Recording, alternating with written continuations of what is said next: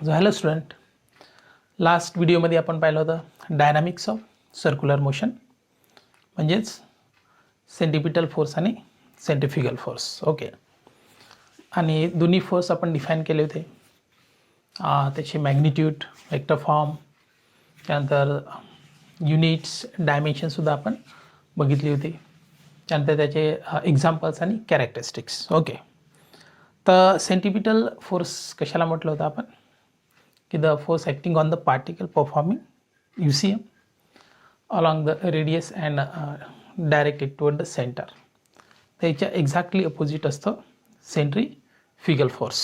Okay, तर centrifugal force आणि centripetal force दोन्हीची जी मॅग्निट्यूड आहे ती सेम आहे, म्हणजे याचं एसआय युनिटसुद्धा सेम आहे आणि डायमेन्शनसुद्धा सेम आहे.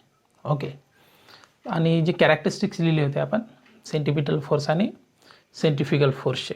ओके, तर समजा डिफरन्स जर बघायचा जर झाला तर हे जे कॅरेक्टरिस्टिक्स आहे तर हे एक्झॅक्टली अपोजिट आहेत, हे तुमच्या लक्षात येईल आणि त्याच्यावरूनच आपण सेंट्रिपिटल आणि सेंट्रिफ्युगल फोर्समधला जो डिफरन्स आहे तो आपण लिहू शकतो. ओके, तर सेंट्रिफ्युगल फोर्समध्ये आपण एक्झाम्पल आणि कॅरेक्टरिस्टिक पाहिले आणि त्याच्यानंतरचा जो पार्ट आहे तर तो आहे ॲप्लिकेशनचा. तर सेंट्रिफ्युगल फोर्स जो आहे त्याचा यूज जो आहे तो कुठं होतं तर ते आपल्याला या आजच्या व्हिडिओमध्ये बघायचं आहे. So that is the application of centrifugal force. Okay, तर आपल्याला माहीत आहे की वॉशिंग मशीन जे आहे तर washing machine is use to dry the wet clothes, आहे ना. जेव्हा आपण ओले कपडे वॉशिंग मशीनमध्येच टाकतो आणि वॉशिंग मशीन ऑन केल्यानंतर काय होतं आहे की ते ओले झाल्यामुळे त्यांचं वजन जे आहे म्हणजे ते हेवी होतात आणि जेव्हा मशीन स्टार्ट होते तेव्हा ते ओले कपडे जे आहे ते toward the wall of the machine जे आहे ते प्रेस होतात. तर due to the centrifugal force ते हेवी क्लोथ जे आहे ते मशीनच्या वॉलसोबत प्रेस होतात आणि त्याच्यामधलं जे पाणी आहे ओके किंवा ते स्वच्छ होतात. ओके, तर अशा पद्धतीनं वॉशिंग मशीनमध्ये हा सेंट्रिफ्युगल फोर्स जो आहे तो याचा यूज होतो to dry the wet clothes. आपण असं म्हणू टू ड्राय द, ॲक्च्युली आपण कपडे जे आहे ते क्लीन करण्यासाठी वॉशिंग मशीन यूज करत असतो. Okay, so the first application आपण काय लिहिणार in washing machine. In washing machine to dry wet clothes, to dry the wet clothes. Okay, second याचं ॲप्लिकेशन आहे की जसं सेंट्रिफ्यूज मशीन असते तर सेंट्रिफ्यूज मशीनमध्ये सुद्धा या सेंट्रिफ्युगल फोर्सचा यूज होतो. आता सेंट्रिफ्यूज मशीन जी आहे ती वेगवेगळ्या पर्पजसाठी त्याचा यूज होत असतो. ओके, की जसं शुगर फॅक्टरी जर असेल तर तिथंसुद्धा एक सेंट्रिफ्युगल मशीन असते आणि त्याच्यामध्ये जी साखर असते किंवा शुगर पार्टिकल जे हेवी शुगर पार्टिकल आहे ते सेपरेट करण्यासाठी सेंट्रिफ्युगल मशीनचा शुगर फॅक्टरीमध्ये यूज होतो. ओके, जसं क्रीम सेपरेटर आहे, जे क्रीम सेपरेटर आपल्याला माहीत आहे की तिथं आपण मिल्कपासून क्रीम सेपरेट करण्यासाठी त्या क्रीम सेपरेटरचा यूज करत असतो. तिथं जे दोन व्हर्टिकल बार असतात ते हॉरिझॉन्टल सर्कलमध्ये रिव्हॉल्व होतात आणि त्याच्यामुळं काय होतं की जे हेवी पार्टिकल आहे ते टुवर्ड द एज जे आहे ते सरकतात. ओके, आणि ती अशा पद्धतीने आपण क्रीम जी आहे ती सेपरेट करू शकतो. त्याच्यानंतर to separate the blood corpuscle from the plasma. Okay, तर आपल्याला माहीत आहे की प्लाझ्मामध्ये ब्लड कार्पस्कल असतात आणि ते ब्लड कार्पस्कल सेपरेट करण्यासाठी प्लाझ्मामधून सेंट्रिफ्युगल फोर्सचा यूज होतो.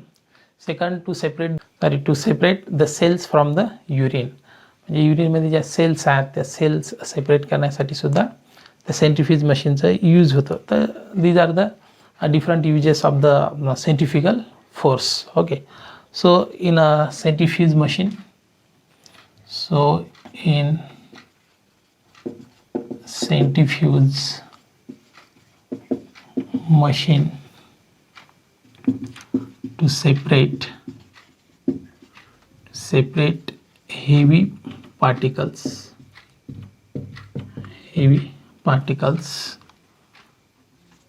ओके, त्याच्यानंतर in cream separator,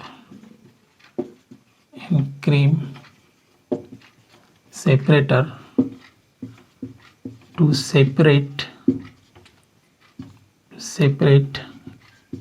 cream from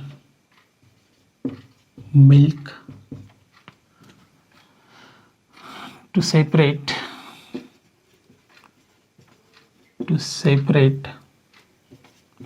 blood corpuscles from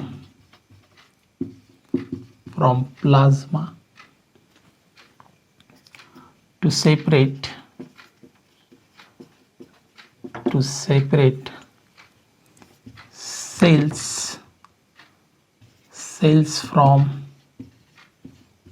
cells from urine.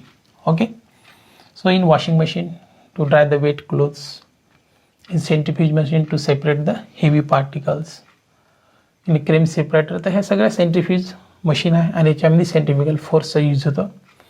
Okay, in cream separator to separate cream from milk, to separate blood corpuscle from plasma and to separate the cells from urine. Okay, centrifugal force एक महत्त्वाचं example जे आहे ते सांगायचं जर झालं तर अर्थ जेव्हा रोटेट होते है ना, तर the motion of the earth is uniform circular motion. Okay, तर ॲट द इक्वेटर अर्थ जी आहे ती थोडी फुगीर आहे, बल्ग आहे है ना. That is a bulging of earth at the equator and flattening at the pole. म्हणजे पोलवरती अर्थ जी आहे ती कशी आहे, सपाट आहे. तर bulging of the earth at equator and flattening at the pole is due to the centrifugal force. तर हे सुद्धा लक्षात ठेवा as a example.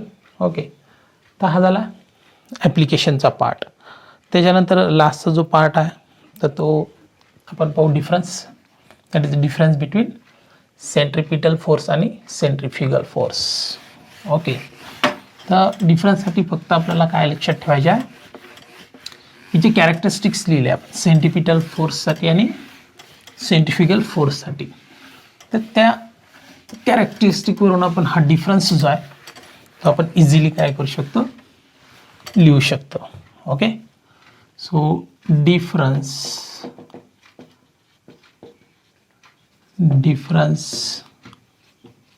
between centripetal force and centrifugal force. Okay, so here आपण centripetal force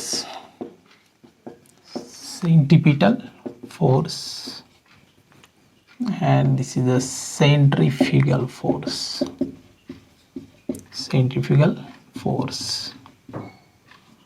Okay, तर centripetal फोर्सच्या first characteristic किंवा centripetal फोर्सचं पहिलं कॅरेक्टरिस्टिक आहे की it is along the radius and directed toward the centre. Centrifugal फोर्सचं first characteristic काय लिहिलं होतं आपण की it is along the radius and directed away from the center. Okay, so it is along the radius and directed towards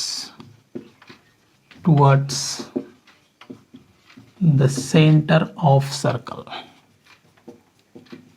it's exactly opposite आहे centrifugal force first characteristic.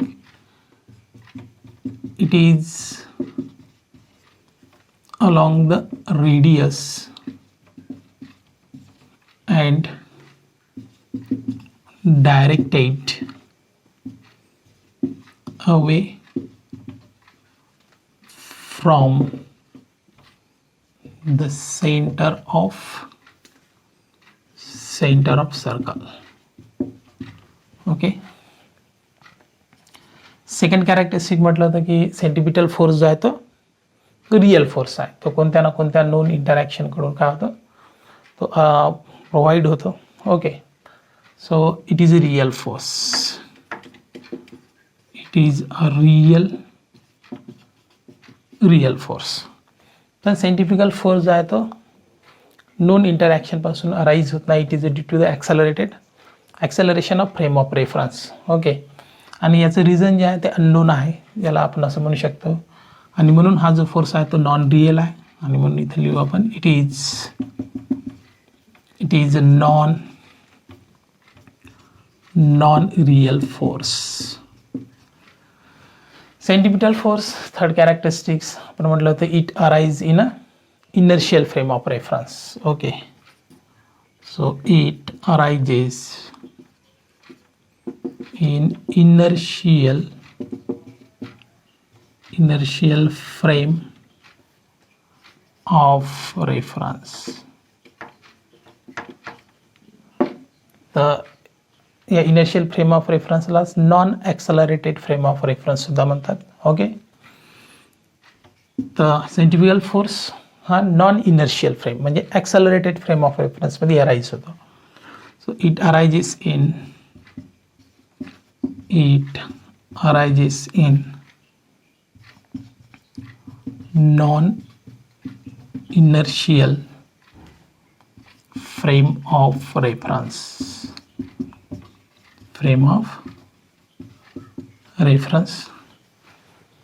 Fourth characteristic म्हणलं होतं आपण की it is a cause of UCM म्हणजे uniform circular motion कशामुळे होते तर centripetal फोर्समुळे. म्हणजे it is a responsible for uniform circular motion. पण सेंट्रिफ्युगल फोर्स रिस्पॉन्सिबल आहे का नाही, तर सेंटिपिटल फोर्स इज रिस्पॉन्सिबल आहे, आणि म्हणून इट इज अ कॉज, आणि हा आहे इफेक्ट. म्हणजे सर्क्युलर मोशन परफॉर्म होते म्हणून सेंट्रिफ्युगल फोर्स त्या ऑब्जेक्टवरती एक्झर्ट होतो. Okay, so it is a cause of UCM uniform circular motion. इकडे काय लिहिणार, it is a effect of UCM. इकडे शेवटचं कॅरेक्टरिस्टिक आपण व्हेक्टर फॉर्म घेऊ. इन व्हेक्टर फॉर्म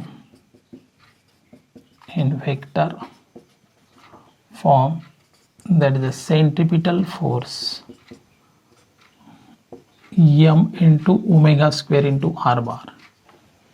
ओके, तो निगेटिव्ह साइन काय शो करत आहे की direction of radius vector and centripetal force is opposite. इकडे तसं होते काय नाही. इन वेक्टर फॉर्म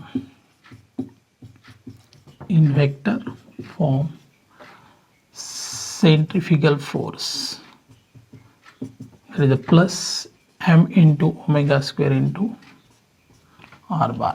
इथं सेंट्रिफ्युगल फोर्स आणि रेडियस वेक्टर दोन्हीची जी डायरेक्शन आहे ती कशी असते, same direction, that is away from the centre. तर सिम्पली या कॅरेक्टरिस्टिक्सवरून हा सेंटिपिटल फोर्स आणि सेंट्रिफ्युगल फोर्समधला डिफरन्स जो आहे तो आपण इझिली काय करू शकतो, लक्षात ठेवू शकतो. ओके, तर होप तुम्हाला हे ॲप्लिकेशन्स आणि हा जो डिफरन्स आहे that is the difference between the centripetal force and centrifugal force, centripetal आणि सेंट्रिफ्युगल फोर्समधला डिफरन्स तुम्हाला समजला असेल. So okay, so thank you student. बाकीचं आपण नेक्स्ट व्हिडिओमध्ये बघू.